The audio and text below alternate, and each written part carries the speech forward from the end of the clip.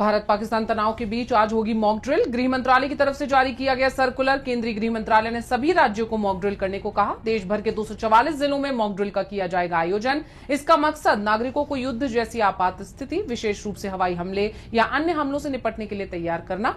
जम्मू कश्मीर के पहलगाम में हुए आतंकी हमले के बाद भारत का बड़ा फैसला। आखिरी बार 1971 में हुआ भारत पाक जंग के दौरान हमला। पहलगाम आतंकी हमले के बाद भारत और पाकिस्तान के बढ़ते तनाव के बीच वायुसेना का बड़ा ऐलान। भारत पाक सीमा के दक्षिण भाग पर बड़े पैमाने पर हवाई हमले का अभ्यास करेगी भारतीय वायुसेना। 7 और 8 मई को होगा एयर एक्सरसाइज। हवाई अभ्यास के लिए एयरमैन को नोटिस जारी किया गया है। एनओटीएएम के अनुसार ये अभ्यास 7 मई को रात 9:30 बजे शुरू होगा और 8 मई को सुबह 3 बजे तक जारी रहेगा। इससे प्रभावित क्षेत्रों में किसी भी जहाज और ड्रोन के उड़ने पर पाबंदी रहेगी। इस दौरान भारतीय वायुसेना के फाइटर जेट और निगरानी विमान युद्धाभ्यास करेंगे। पंजाब में किसान करेंगे रेल रोको आंदोलन। किसान नेता सरवण सिंह पंधेर का आरोप, सरकार द्वारा किसानों को जमीन का सही मुआवजा नहीं दिया जा रहा। किसान कर रहे उचित मुआवजे की मांग। पंजाब के अमृतसर जिले में देवीदासपुरा रेलवे स्टेशन पर किया जाएगा रेल रोको आंदोलन। किसानों के आंदोलन से रेल ट्रैफिक पर दिखेगा असर। पंधेर ने सभी किसानों को प्रदर्शन में शामिल होने की अपील की। 8 मई को और भी कई जगहों पर किया जाएगा आंदोलन। इसरो विजिट पर जाएंगी मऊ की 3 बेटियां। नीलम, नेहा और जीनत का इसरो भ्रमण के लिए हुआ चयन। इसरो के अहमदाबाद सेंटर एसएसी शैक्षिक भ्रमण के लिए किया गया चयन। तीनों बच्चियों को विद्यालय में किया गया सम्मानित। विद्यालय के आचार्य ने बच्चियों को प्रदान किया किट। अहमदाबाद में 2 दिन का होगा शैक्षिक भ्रमण। All India Muslim personal law board का कार्यक्रम। वक्फ कानून के विरोध में दिल्ली के रामलीला मैदान में किया जाएगा कार्यक्रम। वक्फ कानून को लेकर एआईएमपीएलबी ने जताई आपत्तियां।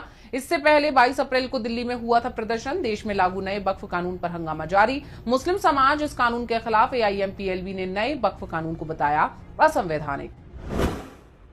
ईडी की शक्तियों पर सुप्रीम कोर्ट में सुनवाई। पीएमएलए कानून के प्रावधानों की होगी समीक्षा। दोपहर 2 बजे होगी मामले की सुनवाई।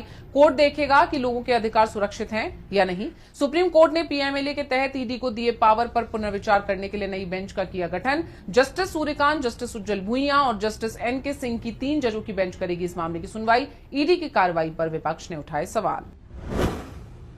संसद सुरक्षा उल्लंघन मामले में अहम सुनवाई आज। आरोपियों की जमानत याचिकाओं पर दिल्ली हाईकोर्ट करेगा सुनवाई। पिछले सप्ताह सुनवाई के दौरान कोर्ट ने यूएपीए के तहत लगाए गए आरोपों पर उठाया था सवाल। 2001 संसद हमले की वर्षगांठ पर घटी थी ये घटना। लोकसभा में शून्यकाल के दौरान सागर शर्मा और मनोरंजन डी ने सार्वजनिक दीर्घा से छलांग लगाकर लोकसभा कक्ष में किया प्रवेश और पीले रंग की गैस छोड़ते हुए की थी नारेबाजी। कौन होगा नया पोप? जल्दी तस्वीर हो सकती है साफ। वेटिकन सिटी में आज से चुनावी प्रक्रिया की शुरुआत। नए पोप के चुनाव के लिए वेटिकन के सिस्टिन चैपल में आयोजित होगी सीक्रेट कॉन्क्लेव। 135 कार्डिनल्स की होगी बैठक। दुनिया की सबसे पुरानी और सबसे सीक्रेटिव चुनावी प्रक्रिया मानी जाती है कॉन्क्लेव। काला और सफेद धुआं तय करता है परिणाम। 21 अप्रैल को 88 साल की उम्र में पोप फ्रांसिस का हुआ था निधन। 12 साल तक पोप के पद पर रहे काबिज। आईपीएल 2025 का 57वां मुकाबला आज। कोलकाता नाइट राइडर्स और चेन्नई सुपर किंग्स होंगे आमने सामने। कोलकाता के होम ग्राउंड ईडन गार्डन्स में खेला जाएगा मुकाबला। 7 बजे टॉस और 7:30 बजे से शुरू होगा मैच। प्लेऑफ में दावेदारी मजबूत करने के लिए केकेआर के लिए जीत जरूरी और भी दिलचस्प हो गई है प्लेऑफ की रेस। आईपीएल के 18वें सीजन से अब तक सीएसके समेत 3 टीमें एलिमिनेट। कुल 7 टीमें प्लेऑफ की रेस में शामिल।